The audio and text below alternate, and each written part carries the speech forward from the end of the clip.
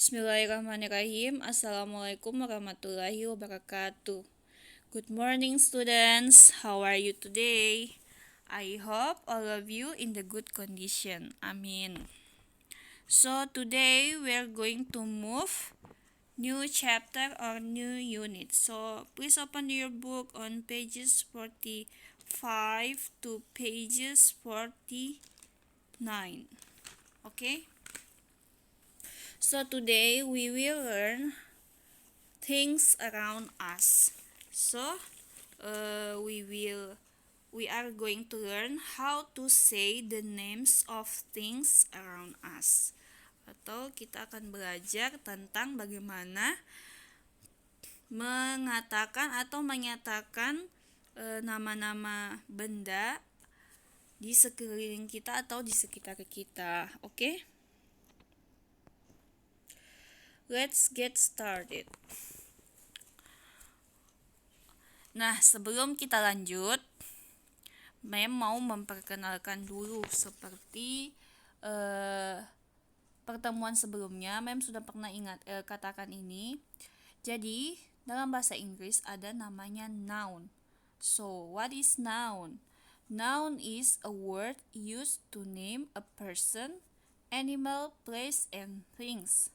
Jadi, noun adalah kata benda yang digunakan untuk menamai orang, hewan, tempat, atau barang atau hal-hal yang lain ya. Jadi noun itu adalah kata benda. Nah, apa saja contoh dari nama ini? Coba kita lihat. Yang pertama, person atau orang. Jadi, a boy, seorang laki-laki, anak laki-laki. A girl, seorang anak perempuan. Kemudian, a doctor, seorang dokter. Kemudian, an engineer, seorang insinyur.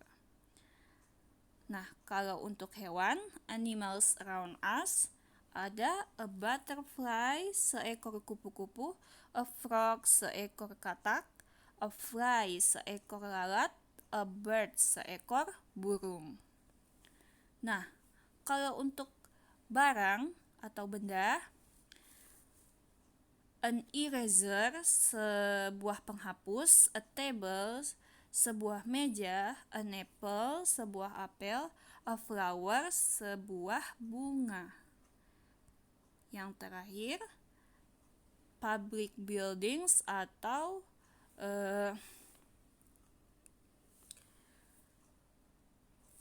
public place, tempat-tempat umum ya.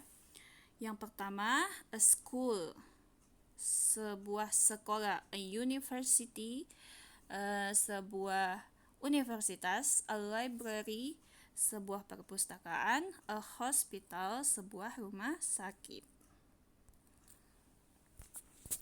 Jadi yang kita lihat tadi adalah tempat-tempat yang biasa kita jumpai atau yang ada di sekeliling kita. Seperti itu ya.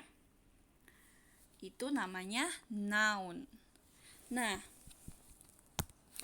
di chapter ini kita akan belajar tentang artikel. Artikel itu sangat berkaitan dengan noun tadi yang kita sebutkan sebelumnya ya. Jadi, artikel adalah kata yang digunakan sebelum kata benda atau noun yang menentukan spesifik, khusus, atau tidaknya sebuah noun atau kata benda tersebut. Dalam bahasa Inggris ada dua jenis artikel, yaitu indefinite an, kemudian dan definite the. Nah, untuk lebih jelasnya kita lihat contohnya ini ya. A dan an. A atau an artinya adalah seorang, seekor, sebuah, sebiji.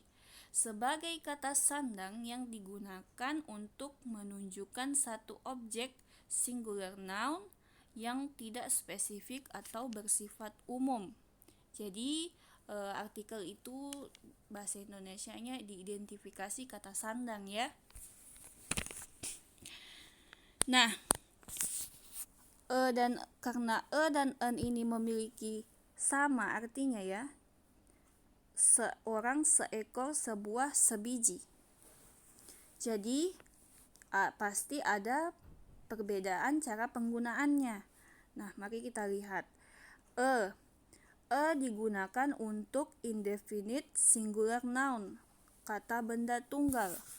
Jadi itu digunakan untuk indefinite singular noun, kata benda tunggal ya. Artinya satu, tidak lebih dari satu.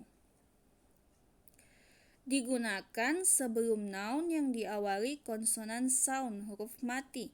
Contohnya B, C, D, G, P, R, S. Jadi sound atau bunyi. Bunyinya diawali huruf mati. Contohnya a doctor, seorang dokter. A cat, seekor kucing. A car, sebuah mobil. A school, sebuah sekolah.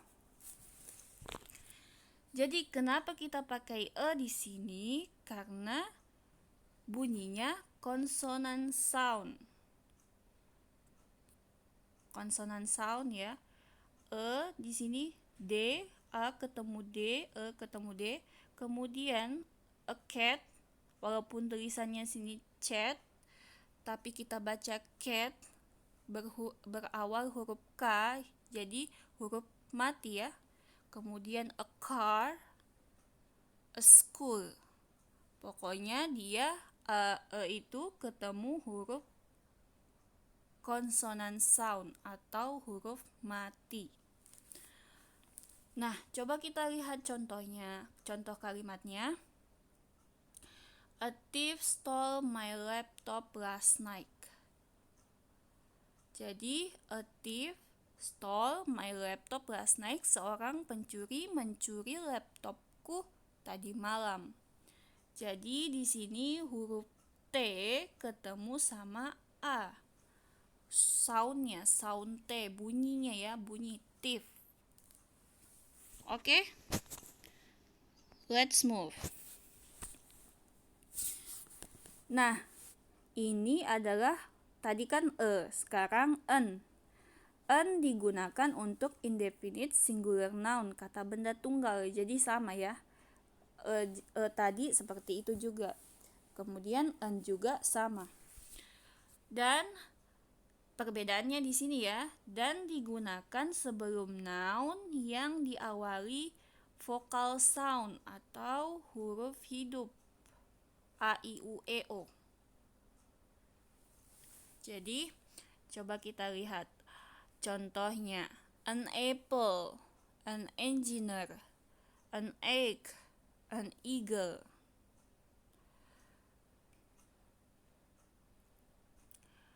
Sebuah apel, seorang insinyur, sebutir telur, seekor elang. Jadi, kenapa kita pakai an di sini? Karena sound daripada apple ini adalah vokal sound atau huruf mati.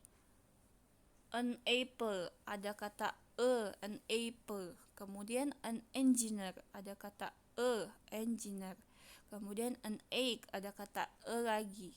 Kemudian an eagle ada kata dan kata itu adalah vokal sound atau huruf hidup.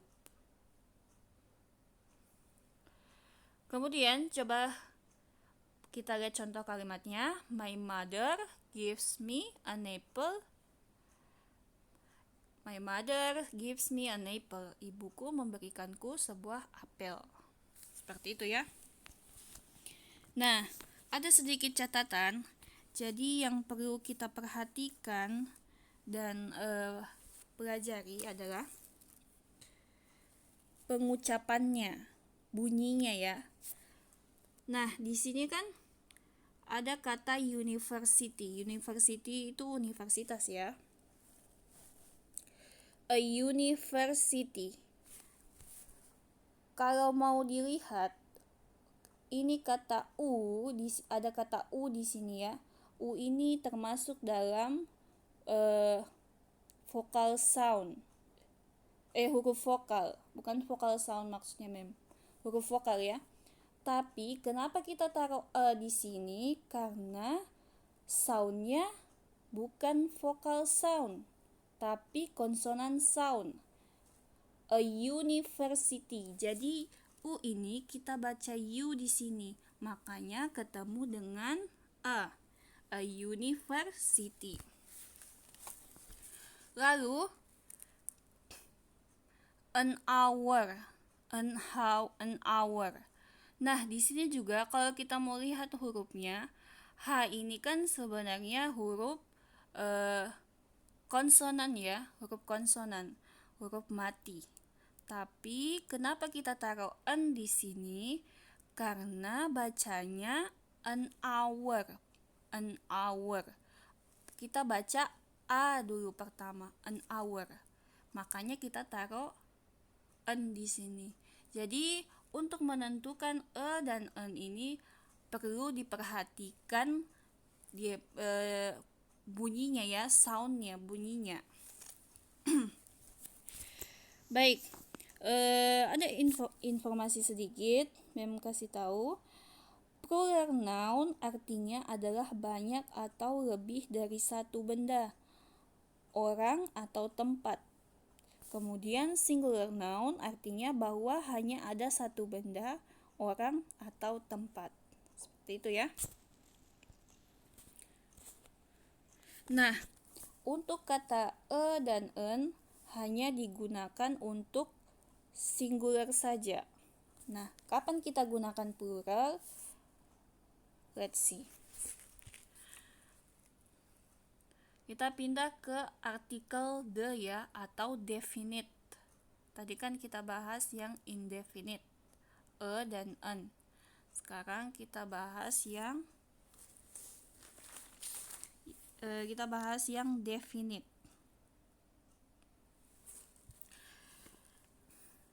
Jadi, the adalah sebagai kata sandang untuk kata benda noun tunggal singular dan jamak plural yang bersifat spesifik atau sudah jelas diketahui kata benda yang dimaksud.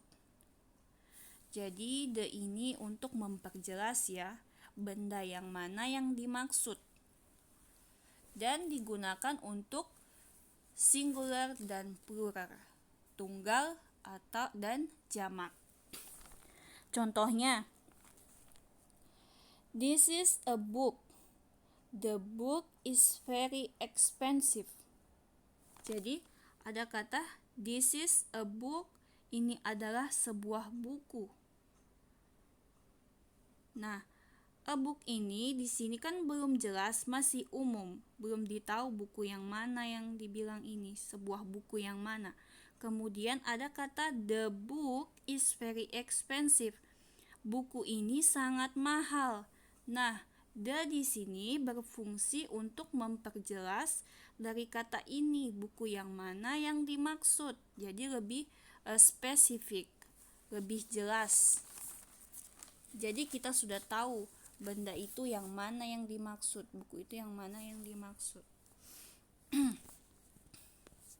Buku yang mana yang dimaksud yang sangat mahal itu. Oke? Kemudian I met a boy yesterday. The boy was very kind.